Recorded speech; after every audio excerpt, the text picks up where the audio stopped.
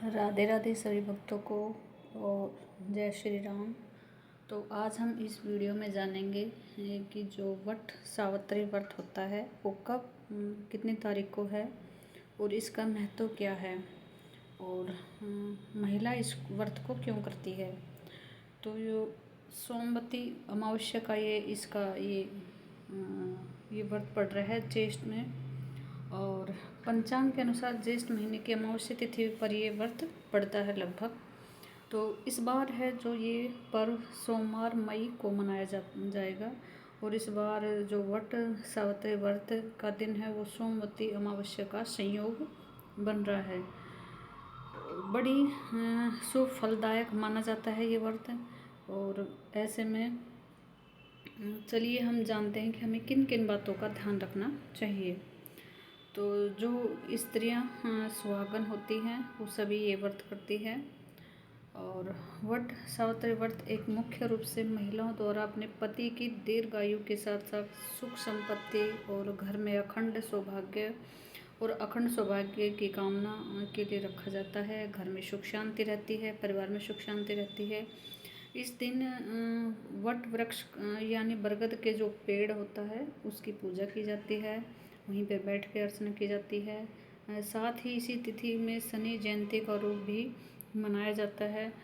और इस दिन हमें क्या क्या उपाय करना चाहिए और किन किन बातों का ध्यान रखना चाहिए।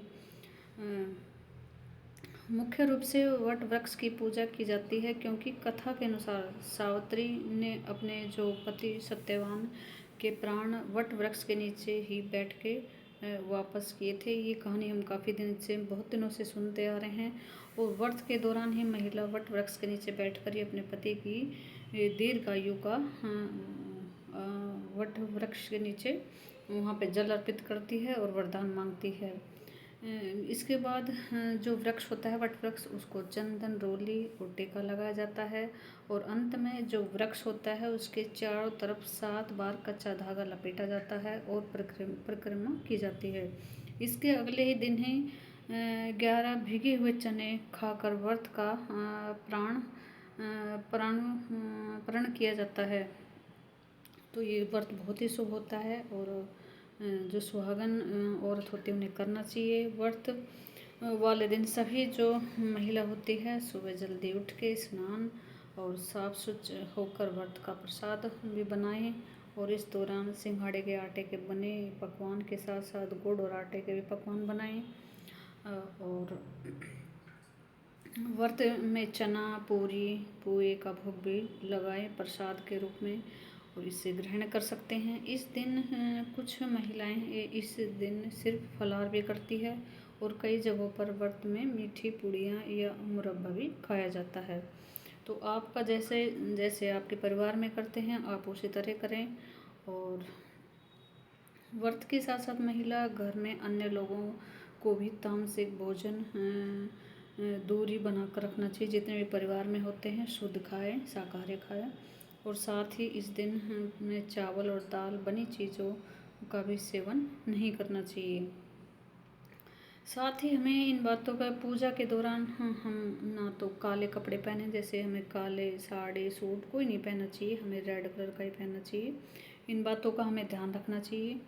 और वट वृक्ष की परिक्रमा हमेशा घड़ी की दिशा यानी दक्षिणवर्त दिशा में ही करनी चाहिए।